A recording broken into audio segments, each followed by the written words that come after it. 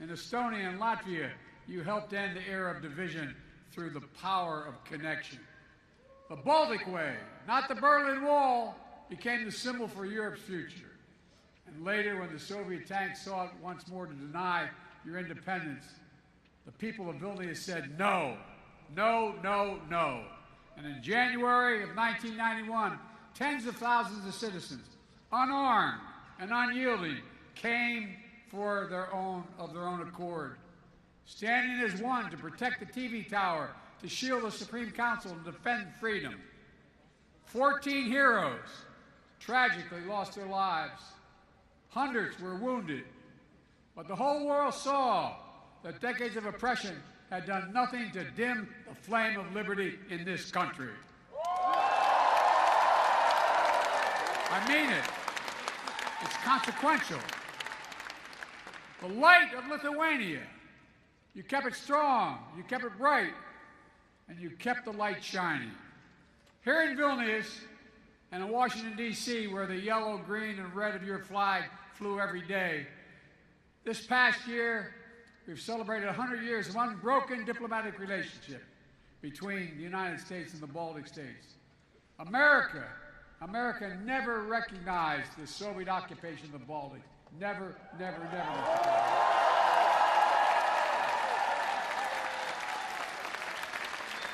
And besides, you got a great president. Stand up.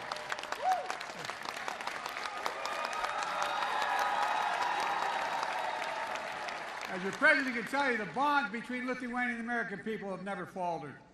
And just 7 months after the bloody January crackdown, the first foreign visitor to have their passport stamped here in Lithuania with visas to this new reborn state were a plane load of Lithuanian Americans from Chicago, Illinois.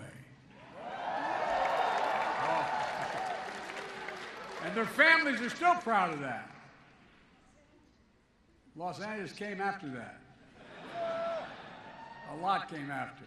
Look, many aboard that plane and fled Lithuania during the early years of Soviet oppression and marveled at their return to this independent state. One of them told reporters, quote, "This day is like a resurrection for us. This day, Father, is like a resurrection for us." That's what the quote was, for real. That's the feeling. And it was. A resurrection that quickly became a revelation. And a nation which stands today as a stronghold of liberty and opportunity. A proud member of the European Union and of NATO.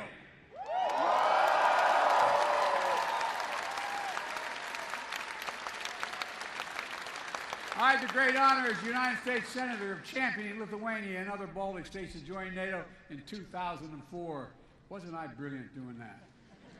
But all kidding aside, think about how it's changed things. Think about what's happened. Now, over the last few days, as President of the United States, I had the honor of participating in the historic NATO summit hosted by Lithuania, where we welcomed NATO's newest ally, Finland, and reached agreement to bring Sweden into the alliance as soon as possible.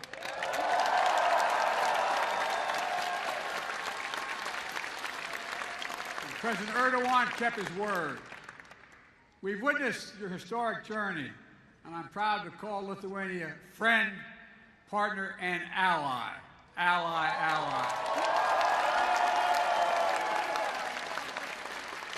Soon NATO will be the 32nd freestanding, have 32 freestanding members standing together to defend our people and our territory. Beyond all the rest, bound by democratic values to make us strong, and by our sacred oath that it is a sacred oath. Attack against one is attack against all, because each member of NATO knows that the strength of our people and the power of our unity cannot be denied.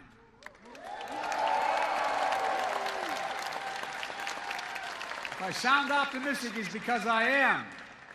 Today, our alliance remains a bulwark of global security and stability, as it's been for more than 7 decades. NATO is stronger, more energized, and yes, more united than ever in its history. Indeed, more vital to our shared future. It didn't happen by accident. It wasn't inevitable. When Putin and his craven lust for land and power unleashed his brutal war on Ukraine, he was betting NATO would break apart. He was betting NATO would break. He thought our unity would shatter at the first testing. He thought democratic leaders would be weak, but he thought wrong. Faced with the threat,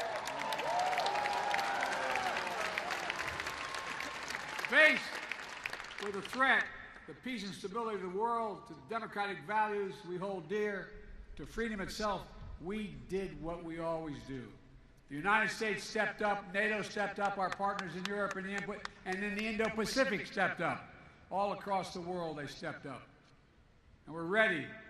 We were ready because we stood together. In the months leading up to the war, as Putin amassed his forces on the Ukrainian border and laid the groundwork for his brutal invasion, I was in constant contact with my fellow leaders of the G7 and the European Union and NATO, constantly. We warned the world what Putin was planning. Even some in Ukraine didn't believe what we had our intelligence community found. We made sure NATO was prepared to deter any aggression against any member state. We pursued intense diplomacy with Russia, seeking to avert this terrible war. And when Russian bombs began to fall, we did not hesitate to act. We rallied the world to support the brave people of Ukraine as they defend their liberty and their sovereignty with incredible dignity. I mean that from the bottom of my heart. Think about it. Think about what they're doing. After nearly a year and a half of Russia's forces committing terrible atrocities, including crimes against humanity, the people of Ukraine remain unbroken. Unbroken. Ukraine remains independent. It remains free. And the United States has built a coalition of more than 50 nations to make sure Ukraine defends itself both now and is able to do it in the future as well. Since this war began, I've stood with President Zelensky, as I just spent about an hour with him, both in Washington, in Kyiv, in Hiroshima, and now in Vilnius, to declare to the world what I say again: we will not waver. We will not waver. I mean that. Our commitment to Ukraine will not weaken. We will stand for liberty and freedom today, tomorrow, and for as long as it takes.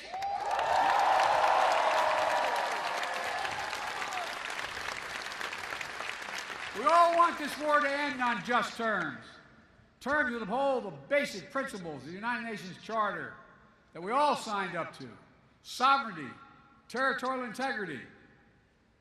These are two pillars of peaceful relations among nations. One country cannot be allowed to seize its neighbor's territory by force.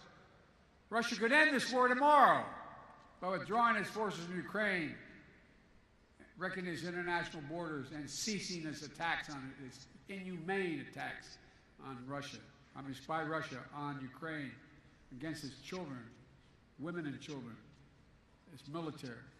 Unfortunately, Russia has shown thus far no interest in the diplomatic outcome. Putin still wrongly believes that he can outlast Ukraine. He can't believe it's their land, their country, and their future. And even after all this time, Putin still doubts our staying power. He's still making a bad bet that the conviction and the unity among the United States and our allies and partners will break down. He still doesn't understand that our commitment, our values, our freedom is something he can never, never, ever, ever walk away from. It's who we are. I mean it. It's who we are. It's who we are.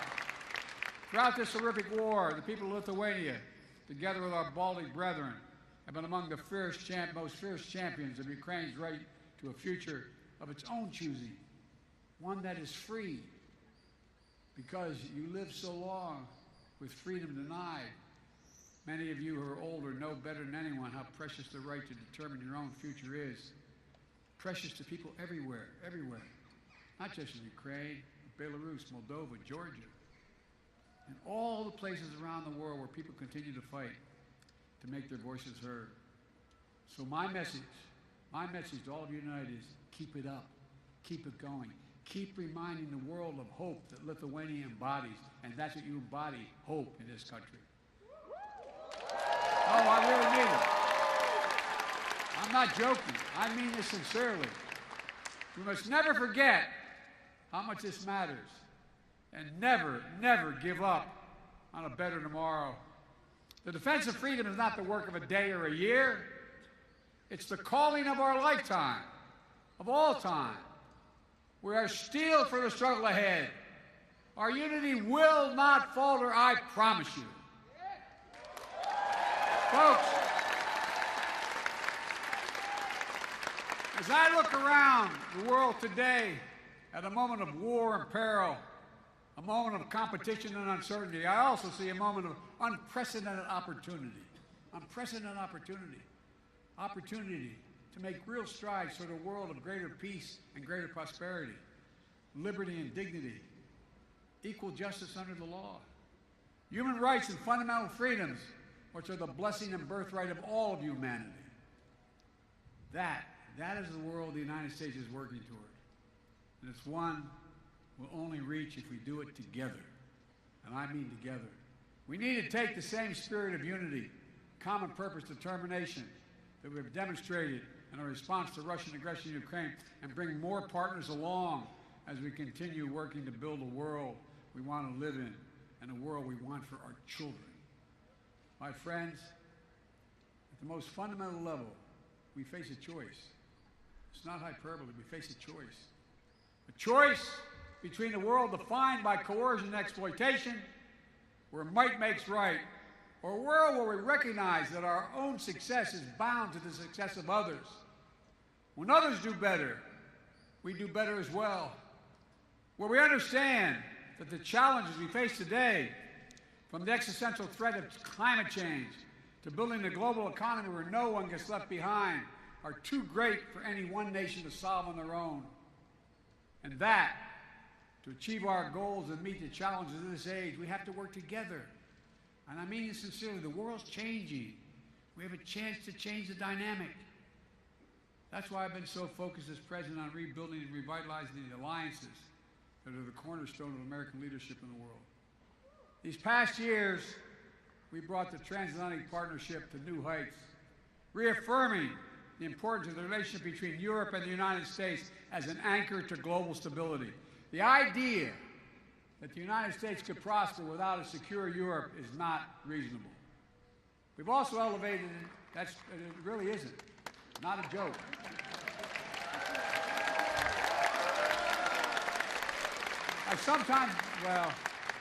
We also elevated and deepened American alliance in the Indo-Pacific with Japan, the Republic of Korea, Australia, the Philippines, which provide critical security and deterrence in that vital region of the world.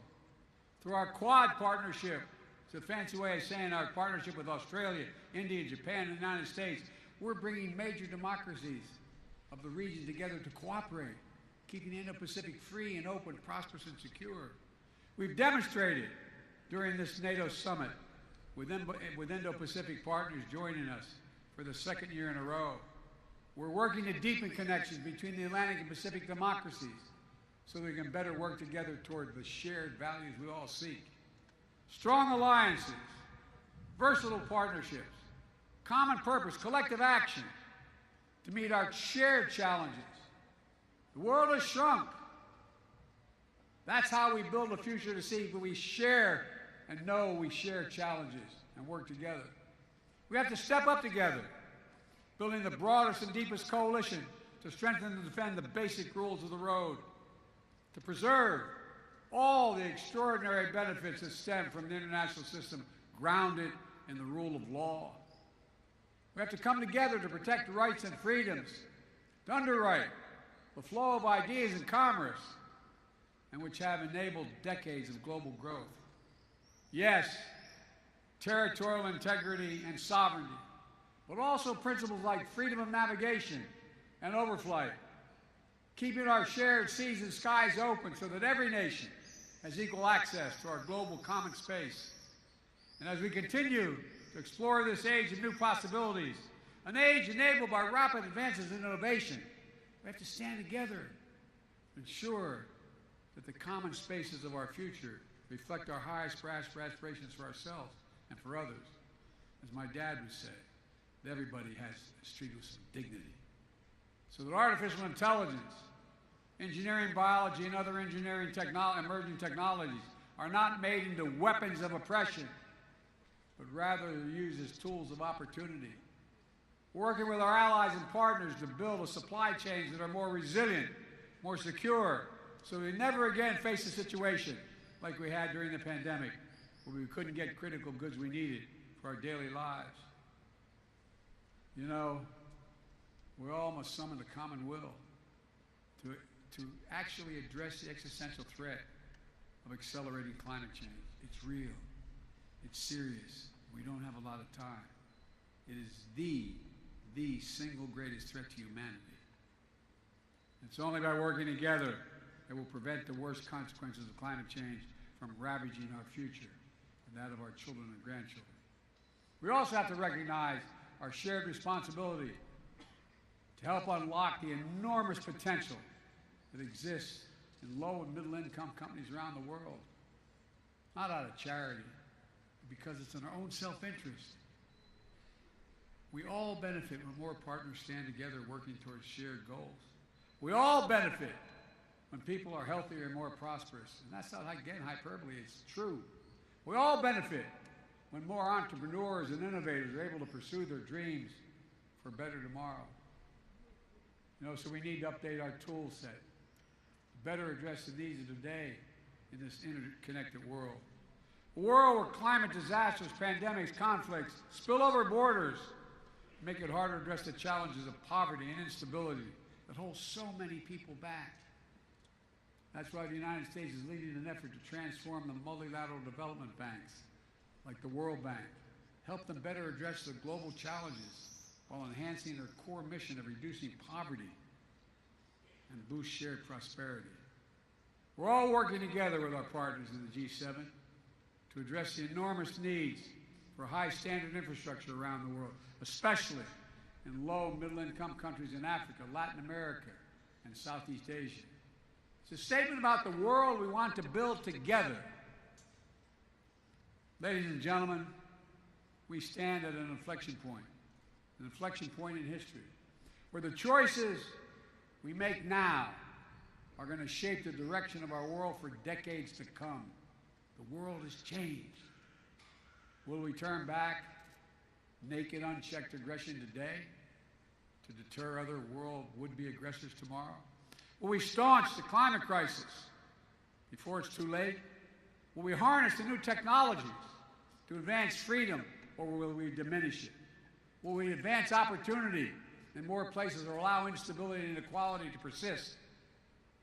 How we answer these essential questions is literally going to determine the kind of future our children and grandchildren have. And again, that's not an exaggeration. It's a fact. It's going to take all of us. All of us. I believe that with ambition, with confidence in ourselves and one another, with nations working together for common cause, we can answer these questions. We can ensure the vision we share and the freedoms we cherish are not just empty words in a troubled time, but a roadmap. I mean this literally, a roadmap, a plan of urgent action toward a future we can reach, and reach if we work together. Folks, the road that lies before us is hard. It will challenge us, summon the best of ourselves, to hold faith in one another, and never give up, never lose hope, never. Every day we have to make the choice. Every day we must summon the strength to stand for what is right, to stand for what is true, to stand for freedom, to stand together. That, my friends, is a lesson we learn from history and the history of Lithuania's story. You know, it's a lesson we see demonstrated each day, and it will determine what the Ukraine looks like. And it's now, it's how we're going to work, how we rewrite the future of peace and hope, justice and light, liberty, possibility for everyone, everyone, everywhere. Folks, some have heard me say it in my country many times. never, ever in my entire career been more optimistic about the prospects of the future. Never. Never. So let me just say thank you for taking the time to be here to listen. God bless you all, and may God protect the freedoms of the protectors of freedom in Ukraine, here, in every nation of the world, everywhere. God protect our troops. Thank you, thank you, thank you.